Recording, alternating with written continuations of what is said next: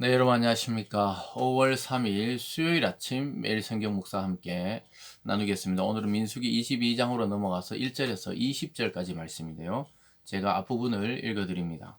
이스라엘 자손이 또 길을 떠나 모압 평지에 진을 쳤으니 요단 건너편 곧 여리고 맞은편이더라. 십볼의 아들 발락이 이스라엘이 아모리인에게 행한 모든 일을 보았으므로 모압이 심히 두려워하였으니 이스라엘 백성이 많음으로 말미암아 모압이 이스라엘 자손 때문에 번민하더라. 아멘.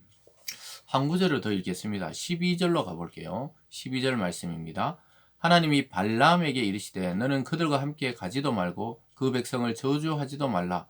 그들은 복을 받은 자들이니라. 아멘. 오늘 본문의 내용을 중심으로 발락과 발람이라는 제목으로 말씀을 증가하겠습니다.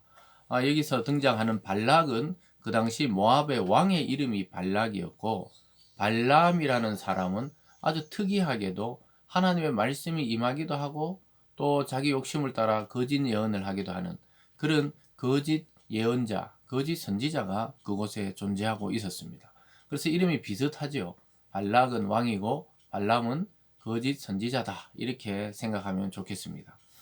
이 배경을 보면요, 모압 왕 발락이 굉장히 이스라엘 백성의 소식을 듣고 두려워하는 것을 보게 돼요.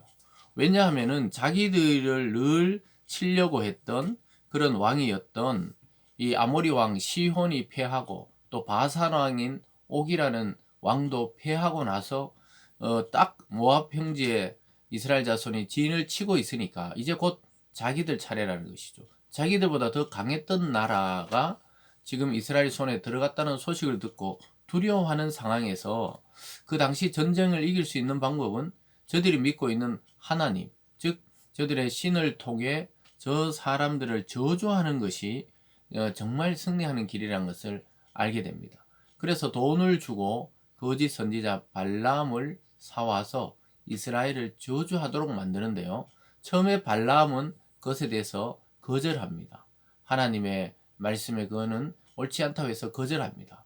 근데 두 번째 요청했을 때 많은 돈과 또 많은 그 직위를 준다 그랬을 때는 거기에 또 따라가는데 하나님도 그냥 따라가라 그래요.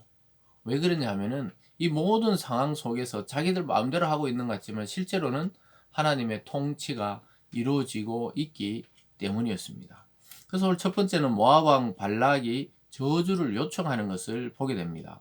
4절로 가보면요, 미디안 장로들이 이르되 이제 이 무리가 소가 밭에 풀을 뜯어먹은 같이 우리 사방에 있는 것을 다 뜯어먹으리로다 하니 그때 십볼의 아들 발락이 모압 왕이었더라. 그가 사신을 부올의 아들 발람의 고향인 강가 보델에 보내어 발람을 부르게 하여 이르되 보라, 한 민족이 애굽에서 나왔는데 그들이 지면에 덮여 우리 맞은편에 거주하였고 우리보다 강하니 청하건대 와서 나를 위하여 이 백성을 저주하라, 이렇게 말합니다.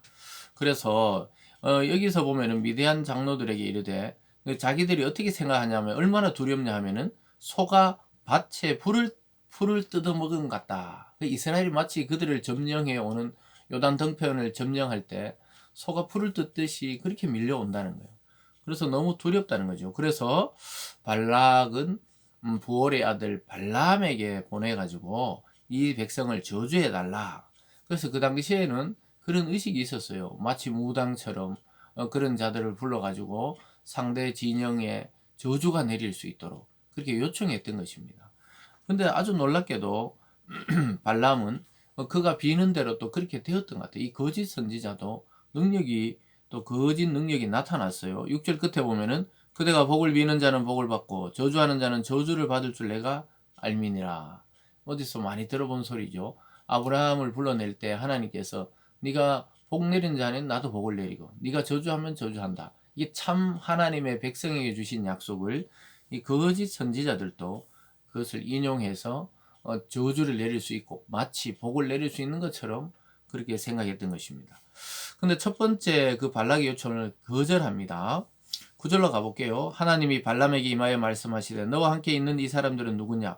발람이 하나님께 아뢰되 모압 왕 십볼의 아들 발락이 내게 보낸 자들이다. 이르기를 보라, 애굽에서 나온 민족이 지면을 덮었으니 이제 와서 나를 위하여 그들을 저주하라. 내가 혹 그들을 쳐서 몰아낼 수 있으리라 하나이다. 아주 놀랍게도 이 발람 선지자는 하나님 말씀이 임하던 사람이에요. 근데 얼마나 이 하나님의 말씀이 임했지만은 이 돈에 대한 욕심, 또 명예에 대한 욕심이 있었든지 거기에 팔려서 하나님의 그 영광과 예언을 악용하던 자였죠. 그래서 그래도 하나님 물어 뭐라 하더냐 이러니까 발람이 그 저주를 해달라 하던데요 이렇게 말합니다. 그랬을 때 하나님이 경고하죠. 12절에 하나님이 발람에게 이르시되 너는 그들과 함께 가지도 말고 그 백성을 저주하지 말라. 그들은 복을 받은 자들이니라 이렇게 말합니다. 하나님이 이스라엘을 향한 마음은 이미 복을 받은 자들이에요. 이미. 그래서 저주해봐야 저주가 통하지 않기 때문에 가지도 말고 저주하지도 말라. 그렇게 해서 그냥 돌려보냅니다. 근데 모압 왕 발락은 포기하지 않고 두 번째로 더 높은 관직에 있는 자들을 보내게 됩니다. 15절에 보면요. 발락이 다시 그들을 보다 더 높은 고관들을 더 많이 보내매 이렇게 말합니다. 더 많은 고관들을 통해서 뭐 엄청난 부를 약속해요. 17절에 내가 그대를 높여 크게 존귀하게 하고 그대가 내게 말하는 것은 무엇이든지 진행하리니 청하건대 와서 나를 위하여 이 백성을 저주하라 하시더이다. 왕이 이렇게 전하라고 합디다. 당신이 원하는 모든 것을 줄게요. 이 발람이 돈에 또 약한 자거든요. 그래서 그냥 돌려보내야 되는데 밤에 하룻밤 자고 가라 그래요. 19절에 그런 적 이제 너희도 이 밤에 여기서 유숙하라.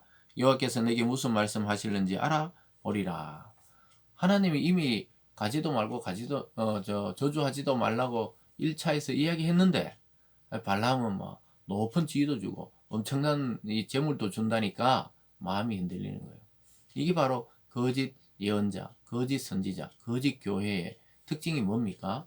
돈에 넘어가요. 돈을 사랑하고 돈을 하나님보다 더 실제로는 섬기는 그런 자들은 하나님의 나라에 합당치 않다는 것이죠. 그래서 성경에서는 돈을 사랑하는 자는 일만 악의 뿌리다. 모든 악이 결국은 그 물질의 욕심에서 오는 경우가 많다는 것을 보여주고 있습니다. 이 거짓 선지자가 아니 그냥 거절했어야 되는데 밤에 하나님 무슨 말 하는지 들어보자. 이미 들었었잖아요. 근데 하나님은 놀랍게도 20절에 밤에 하나님이 발람에게 임하여 이르시되 그 사람들이 너를 부르러 왔거든 일어나 함께 가라. 그러나 내가 내게 이르는 말만 준행할지니라. 함께 가라고 이렇게 하나님이 굉장히 관대해진 것 같지만 실제는 발람이나 또 모압 왕 발락이 그들의 저주가 한치도 이루어지지가 않아요. 하나님은 오히려 그것을 통해 이 선지자가 거짓이며 또 발락의 그 저주가 통하지 않으며 결국 이스라엘은 그 모압 땅을 차지하고 요단을 건널 준비를 하게 된다는 것을 나중에 다 알고 있고 이 전체적인 것을 하나님이 통제하고 있고 주관하고 있다는 것을 오히려 보여주고 있습니다. 사랑하는 여러분, 우리가 살아가는 이 세상에 우리도 적응을 해서 살아가야 되지만은 신앙을 팔아먹듯이 그렇게 타협하면 안 돼요. 돈과 권력으로부터 우리를 유혹하는 이 세상 속에 우리가 살아가지만 그 유혹에 넘어가서는 안 돼요. 그보다 더 중요한 것은 하나님의 말씀과 하나님의 뜻입니다. 사람들이 돈을 싫어하는 사람이 누가 있겠어요? 명예와 권력을 싫어하는 사람이 누가 있겠습니까? 그렇기 때문에 인간은 유혹당하고 미혹당할 수 있죠. 마치 예수의 제자 가룟 유다가 은 30에 자기 스승을 팔아버리듯이 우리의 마음은 늘 거기에 가 있을 때가 많아요. 그러나 오늘 하나님의 경고를 잘 들으시고 우리는 거짓 성도, 거짓 목회자, 거짓 교회가 되어서는 안 되겠죠. 하나님의 영감도 임하고 또 사탄의 영감도 임하는 이런 발람 같은 사람이 되어서는 안 되고 우리는 그리스도 안에서 참 성도, 참 교회, 참 목회자 또 이런 모습을 우리는 살아갈 수 있기를 바랍니다. 그래서 오늘 하루도 거짓과 위선과 또 돈과 권력으로 유혹하는 이 세상 속에서 사탄의 속임에 넘어가지 마시고 하나님의 뜻을 행하는 우리들이 되기를 원합니다. 기도하겠습니다. 사랑의 하나님 아버지, 이 세상의 좋은 것들에 우리 마음을 빼앗기지 아니하고 하나님을 향한 그 사랑과 하나님의 말씀을 향한 그 마음에 변치 않는 우리 모두가 되게 하여 주시옵소서. 감사드리며 예수님 이름으로 기도드리옵나이다. 아멘.